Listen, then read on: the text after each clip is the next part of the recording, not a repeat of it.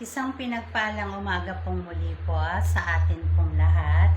Muli po, narito po ako ang inyo pong abang lingkod po. Palagi ko pong sasabihin sa inyo gaya po ng kinagawian ko sa umpisa po ng aking kapahayagan. Palagi ko pong sasabihin sa inyong lahat na wala po akong ipinakikilala na kahit na ano po para po sa aking sarili. Isa pong aba, isa pong hamak na tagapagpahayag po kung ano po ang nilalaman ng ating pong banal na libro. At ang lahat nga pong nilalaman nito ay nagmula po sa ating Diyos na kataas-taasan, ang ating pong banal na Espiritu Santo. Kumusta na po kayong lahat? Mag-iingat po kayo dahil nga po usong-uso po ngayon yung trangkaso po, ubo, sipon po, lagnat po. At sa pagpapatuloy nga po ng aking kapahayagan, yung aking pong naiwang kapahayagan ng mga nakaraang linggo, ang atin nga pong mahal na Birheng Maria at ang kanya pong tungkod na si Jose po ay nagtagpo na po ang dalawa. Dahil nga po, si Jose po ay ang pinakamalapit na anghel.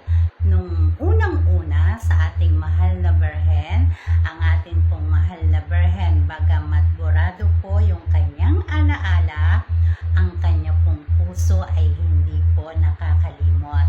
At yun po ang naging dahilan. Kaya po ang naging napakagaan po ng loob ng ating mahal na Birhen kay Jose po, na yun nga po, inakala po niya na yun po ay bunga po ng pag-ibig dahil nga po si Danica noon ay tumubo sa lupaing ito sa anyong lalaki po.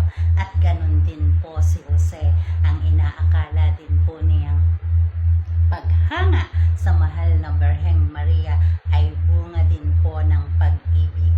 Dahil nung mga nakaraang panahon po mula nung umpisa ng mundo, ang mahal na Birheng Maria po at si Danica ay naging napakalapit po ng loob sa isa't isa.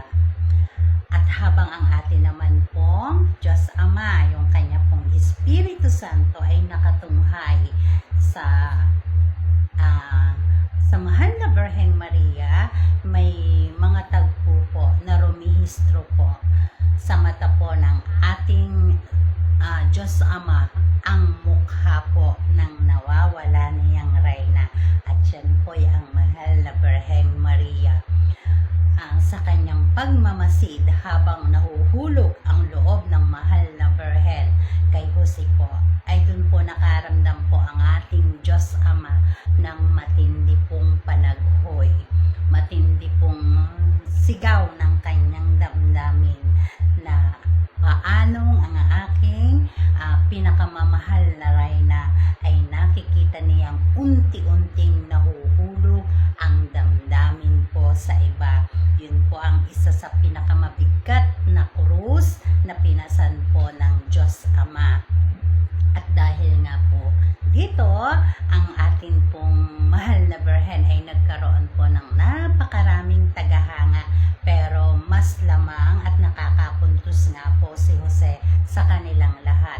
At dahil po dito, may isa pong masugid na manliligaw ang ating mahal na Birheng Maria na naging sanhi o naging daan po upang ang atin pong mahal na Birheng Maria ay sa kauna-unahan pong pagkakataon ay tamaan po ng tinatawag pong gayuma po.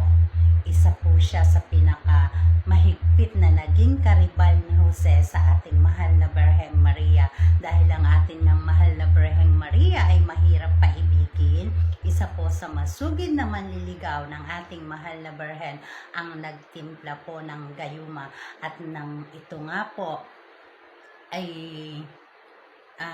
naramdaman ng ating mahal na Birheng Maria, biglang-bigla po ang atensyon po ng ating mahal na Birheng Maria ay nalipat po dun po sa isa po niyang manliligaw na sa hindi po niya maipaliwanag, ang ating pong mahal na Birhen ay labis po ang pangungulila o pagkamis po sa nasabi pong binata na siya pong naging hudyat upang ito pong si Jose ay ipaglaban po ng husto ang ating mahal na Birheng Maria. Talaga pong nakipagtagisan po si Jose ng tikas, ng tapang, ng tatag dahil dumating po sa puntong si Jose po ay pinagbantaan po ng grupo po ng binata pong nagpataw po ng gayuma sa mahal na Birheng Maria at sa ipinakita pong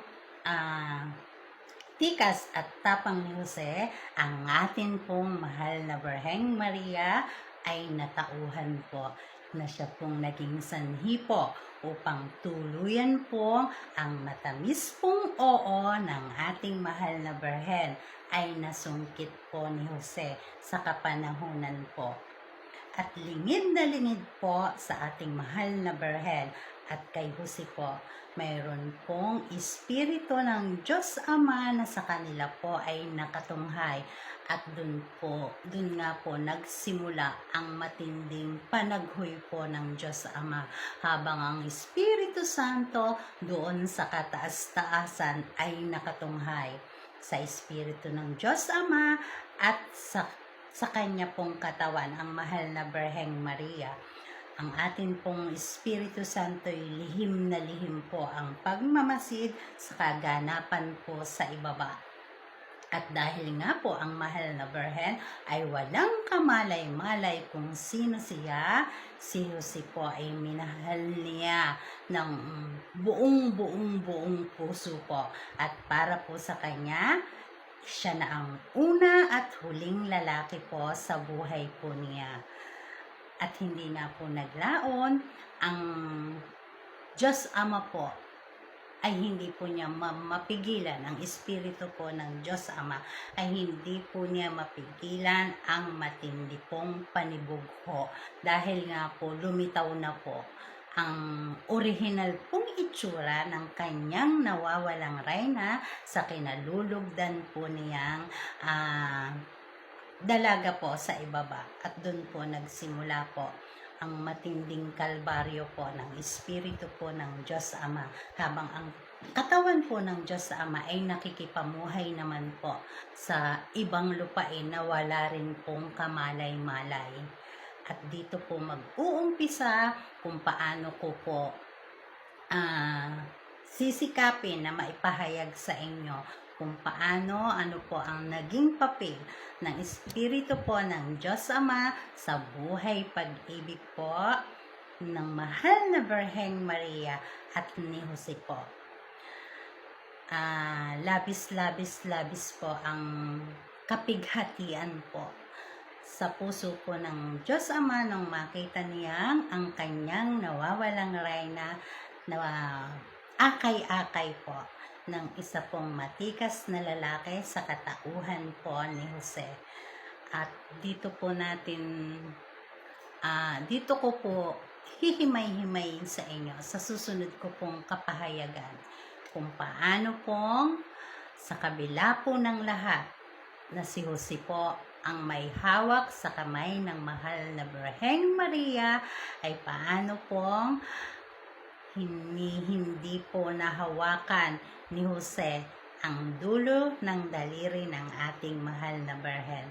Sa mga susunod po, bagamat napakahirap, humihingi po ako ng patnubay mula po sa dakilang lumikha kung paano ko po ito maiipahayag po sa inyo ng buong buo po at kung paano ko po ito maiidetalyado sa inyo kung paano sa kabila ng lahat, sa mata nating lahat, ang mahal na Birhen at si Jose ang magkasama paano naprotektahan ang pagkabanal ng ating mahal na Birheng Maria bilang siya po ang nag-iisang katawan ng ating Diyos na kataas-taasan at nag-iisang reyna ng ating Haring Hesukristo.